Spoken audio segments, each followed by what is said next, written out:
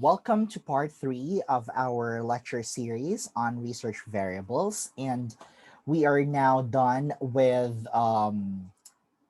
the basic uh, classification of our variables. We discussed about continuous and discrete.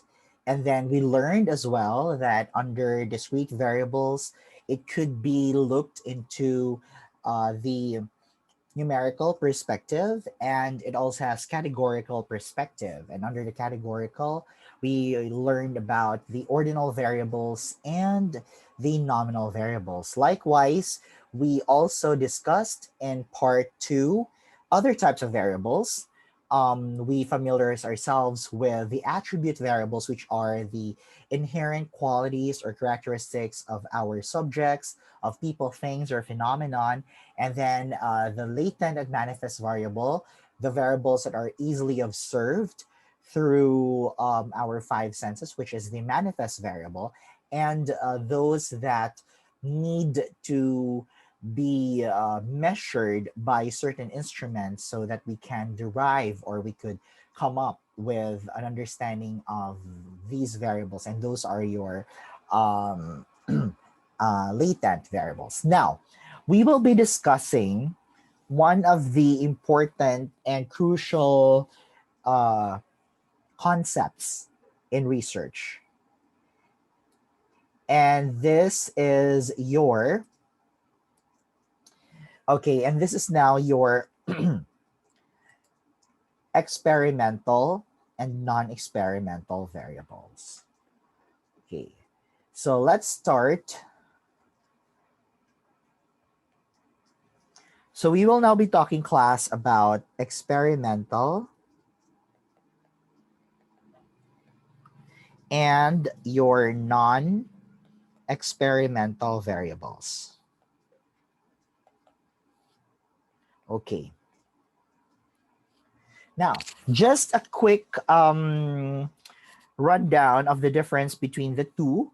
I hope you could still catch up on this because we have somehow um, introduced this on your first or your preliminary concept, but just to have a quick review between your experimental and non-experimental design or approach to research. Let's always remember that experimental research involves the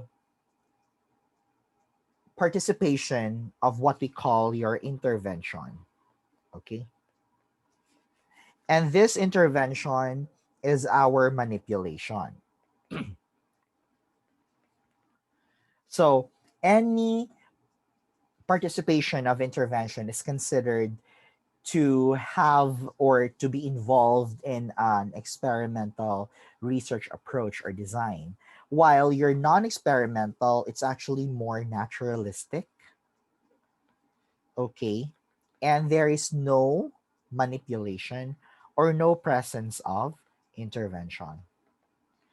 And if you can still recall with your prior concepts, we have understood that um, experimental research requires high control.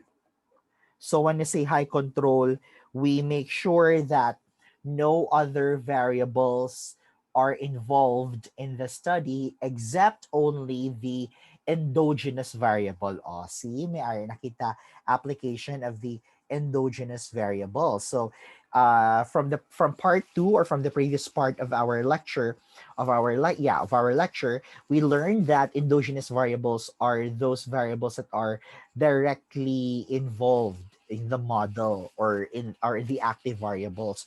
So whatever variables that are outside the model or of the diagram, it's not already involved. And the involvement of or um the control happens actually within the model. So any variables outside the model are ensured that they do not participate. That's the concept of high control. Okay? So kung anong ara dira sa model or the variables that are only involved, sila lang dapat hindi na pag-intrahan.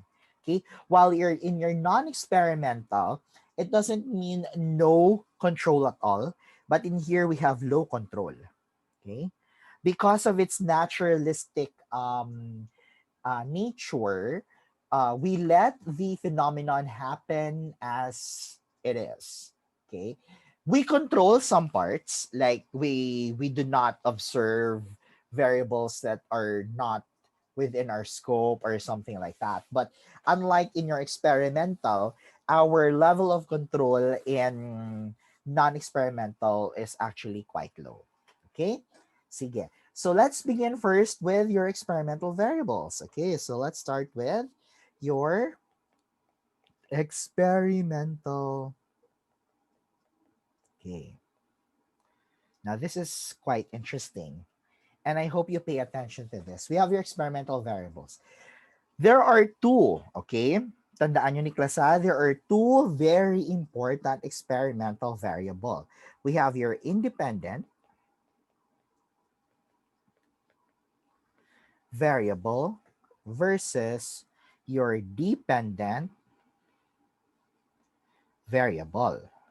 Now, I will summarize the difference between the two by stating its salient characteristics. Okay, so the basic and the easiest way to distinguish the difference between the two is that your independent variable is the cause, while your dependent variable is the effect. Okay, so that means if we are given a certain title, a hypothesis, or probably a statement of the problem, we have to analyze, okay, which of these variables imposes, or which of these variables imposes change to the other, which could be probably be the cause or the precedence, and then the effect. Yan. Once you already identify that, or once you have a clear understanding of the cause and effect, then you are already approaching the right track. Okay? So it's the one that affects the dependent variable. And remember, because this is the cause, your independent variable is the cause, it's the one that is being manipulated. So therefore, because it is manipulated in an experimental setting, your intervention is always your independent variable. Okay? Your intervention would always be the independent variable. So I will give an example later so that you would understand how these two variables differ from each other. So because this is the one that is manipulated, then it is the intervention. Okay.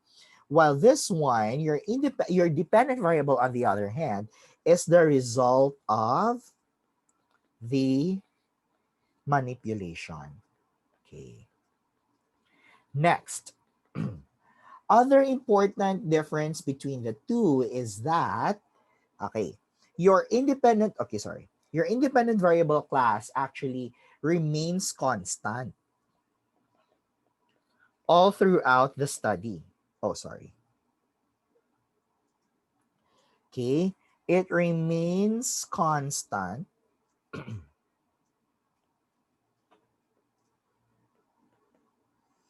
all throughout the study. So what do we mean this? What do we mean by this, sir? What do we mean when we say uh, the independent variable remains constant? That means if we apply or if we introduce that certain variable, we do not change its quantity, amount, or type in the middle of the study. Okay? So whatever its nature, characteristic, and type from the very beginning of the study, it should be the same all throughout until the study is completed. Do you follow? Okay, I will elaborate this further when I give you an example in a while. While your dependent variable is varying or changing, it doesn't remain constant. Okay. So what about this idea, sir, or this concept? Can you elaborate this further? Okay, let's say for example, you are going to gather data in a period of 1 week. Okay. And every day you're going to harvest or you're going to record your dependent variable. Now, from day 1 to day 7, your independent variable is the same all throughout. But then in day 1 to day 7, your dependent variable may vary or may not be the same. Okay, so let me now show you an example so that maintindihan kita natin. Okay? So our title, okay, this is our title, effect of, okay, effect of, let's say, guyabano extract on the, uh, okay, on the blood glucose, or this one is sugar level. Okay. So since we're talking about experimental, I have to give you an experimental example. Okay. So effect of guyabano extract on the blood glucose level. Now, what do you think here? Okay, let's identify so that we would understand that. I will show you. I will explain this further. Now, what do you think here is our independent variable? Sige be. I'll give you time to think. What is our independent variable here? Okay, let's go back to its characteristics. We said it is the cause, the one that is manipulated, and the one that remains constant all throughout the study. And what do you think is that? It's your guyabano extract. Very good. So this one is your guyabano extract. What about our dependent variable here?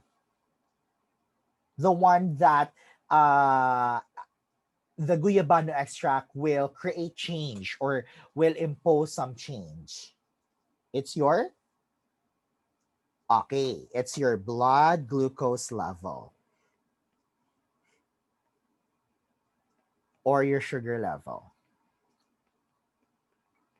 Okay, it's your blood glucose or your sugar level. Now, remember that your dependent variable class should have a unit of analysis. Okay, it's because later on, we are going to subject our data into statistical analysis, and we have to understand how do we measure your dependent variable. So in this case, your dependent variable is measured through milligrams per deciliter, okay, or your mgdl. That's your blood glucose level. And I will not talk about the normal na lang because it will complicate things. At least we know that your dependent variable has a certain unit of measurement, okay? Or not unit of, what did I say a while ago? Unit of analysis. Okay, sorry, but that's your unit of measurement. Now, let's assume you are going to take or you're going to measure the blood glucose level in a period of 5 days. So, butang tadi ha. So, let's say we have here your day 1 so that you would understand what we mean by constant and changing. Okay. Now, from day 1 to day 5, you're going to collect data from day 1 to day 5. So, in short, okay, your independent variable, your guyabano, remains the same. Let's say you're going to let the mice, because you're going to subject the guyabano to the mice, right? So let's say the guyabano extract, you are going to inject it sa inyong subjects, so sa mice. So you're only going to inject, let's say 0.05 ml. Okay, 0.05 ml. That's very few. Okay, let's change that. Let's say be uh zero point 0.5 na lang. Okay. So, assuming you're going to introduce 0.5 ml of guyabano extract to your subjects. So from day 1 to day 5, the 0.05 ml will be the same. It will not change. That's why your independent variable is constant, because every day from day 1 to day 5, you're going to inject the same amount of independent variable. But okay, this is where the varying levels of your dependent variable comes in. So let's say in day 1, your mean blood glucose level for all of your samples, let's say, is 110 milligrams per DL. This is, we're talking about the mean already, huh? Okay, for your day 2, your mean is 95 milligrams per DL. For day 3, your mean is 90 milligrams per DL. Your day 4, it remains 90 milligrams per DL. And your day 5, you get 82 milligrams per DL. Now, if you take a look here, you will notice that 110, 95, 90, 90, and 82 vary.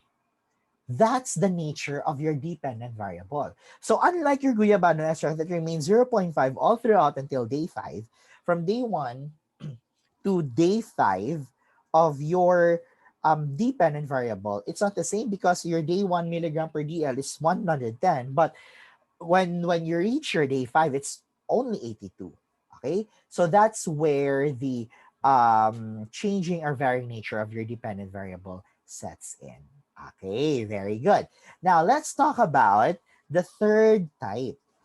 Okay, the third type for your um experimental. We have now your, okay, here, the third and fourth. We have your sorry, the third is not confounding yet. We have to start with extraneous. We have your extraneous and your versus your confounding variables. Okay. Now, let's talk about their similarities first. What makes both of them the same? Okay. Now, both of them, class, may be exogenous. Okay. Maybe exogenous, ha? Maybe exogenous, or they could be endogenous, but they could also be manifest or latent. So their characteristics may vary. But then again, these are not the active variables. These are variables that the researchers did not really define clearly, or the researchers did not include. So it's part of the delimited variables. Okay, so delimited meaning not included. These are the delimited variables, or the variables that are not included in your research study. Now, extraneous, from the name extra, these are extra variables that might, okay, that might affect your IV DV interaction or relationship. That's why it's called extraneous. Confounding, on the other hand, when I say confound, it becomes intervening. Okay? They intervene. That means it now affects your IV and DV relationship. Okay. Now, here is a higher order thinking question. Is it okay if extraneous variables exist within the model of your IV and DV interaction? Will that be okay? Will that be okay? All right. Now, it will be okay if, again, it doesn't affect your IVDV interaction or relationship. Class, remember ha, remember this is our research model. It should only be the IV that affects the DV and nothing else. Why? Because if there are other elements affecting, like your extraneous or your confounding variable, okay, the effect of your DV here will not now be associated with your IV, but rather to your extraneous or confounding. And do we want that? Of course not, because our conclusion will not be valid. You would say, okay, blood glucose level decreases, but then it's not the guyabano extract that causes the decrease in your blood glucose level, but it's something else. Okay? Sige, now let me present that example so that we could have a better picture. Okay. So let's go back. Okay, let's go back again to our IVDV here. I sorry. Let's go back again to our IVDV. Our IV, as what we've mentioned a while ago from our example, is your guyabano extract. Okay, it's your guyabano extract. And then our DV here is now your blood glucose level. Okay. So we said that in order for us to establish validity of our results, it should only be the IV affecting the DV and nothing else, right? Okay. But what if, for example, other variables exist within the model? And what are these? So, for example, let's say here diet, and then another one is activity. Okay. Now, diet and activity are not part of your research variables. But then it so happened that the researcher was not able to feed the subjects or the mice subjects equally. What if, for example, let's say among the 10 or 15 mice, only 5 mice are fed while the other 10 mice were left starving? Remember, your blood glucose level or your sugar in your body depends on the amount of food that you eat. So the amount of food is not equal. So you will be surprised on your day 5 that, oh no, why is it that my blood glucose level is very low? When I record or gather my blood glucose level, it's really some mice have very low blood glucose while the rest are within the acceptable level or range. And then you realize, okay, because I was not able to feed them equally. So the diet now becomes a confounding variable. Okay, so let's go back because I sort of forgot. Extraneous variables class are extra variables that do not affect. So technically they are safe. They just exist, but then it doesn't affect your IVDV relationship. But a confounding variable or your intervening variable is already creating change in your IVDV relationship. And because there is already change in your IVDV relationship, your results are now invalid. So there is already a threat in your internal validity, which we will discuss in our next lessons. Pero what you have to understand is that we don't want any other variables except the IV affecting the DV so that our conclusion is valid. All right. I hope we're clear on that. Sige. Next. Mhm. And now let's take a look at our next. Okay, so I hope it's clear, and I hope that everybody understand that already. Okay, so we will now proceed to our next type, which is your predictor and your criterion variable. Okay, let me check first if I have missed something out. Oh, yes. Sorry, I forgot. Hmm. Your extraneous variables gali class, no? Your extraneous variables gali can either be a participant variable, okay, or this could be a situational variable. So what's the difference between the two? Of course, when I say participant variable, we're talking about the nature of the participants, like the characteristics and the personality, okay, of your human participants. While your situational variable naman niya talks about the external condition, no, like the situation, the place where the study is conducted. Okay, so that's your situation variable. So, participant variables under your extraneous would include the person's emotions, mood, intelligence, okay, and all other uh behavioral or human characteristics, while situational variables may be like the temperature outside, now the space, the humidity, the ventilation, and so on and so forth. All right, now let's proceed to predictor and criterion variable. So this is actually very easy because your predictor variable and your criterion variable class are the other names for your independent and dependent variable. Okay. So your predictor variable is now your IV, while your criterion is your DV. So as easy as that. However, okay, um, in other authors would actually use IV or DV regardless of the nature of your study.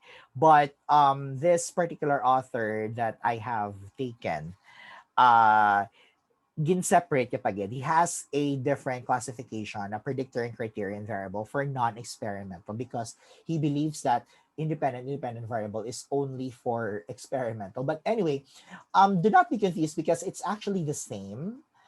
We could use predictor variable and criterion variable also for independent and dependent variable. Just but then in this module or in our um, reference, they have separated the criterion and the predictor variable. All right, yay. Sige. Now, I'm going to okay, let us study the how to say this one. Okay, let us study the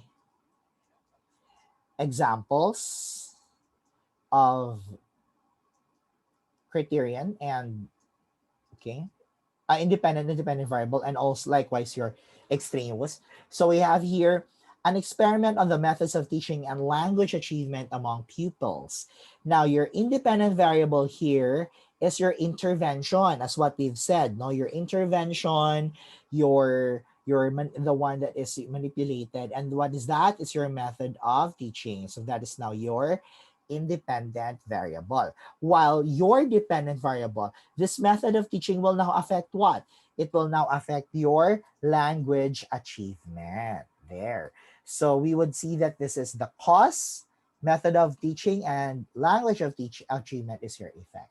Now, not mentioned in the title, but it could be inferred or it could be analyzed or placed in your study, which is now your extraneous variable that could include ventilation facilities and physical ambience. So you may say, why is it that language achievement is quite poor? Maybe my method of teaching is not effective. Maybe not, maybe yes. But remember, you have to make sure that all other variables are constant so that we could establish a straight and linear relationship between the two. Because as what we have mentioned, your ventilation facilities and your physical ambience may affect your language achievement. Okay, and not necessarily your method of teaching. All right.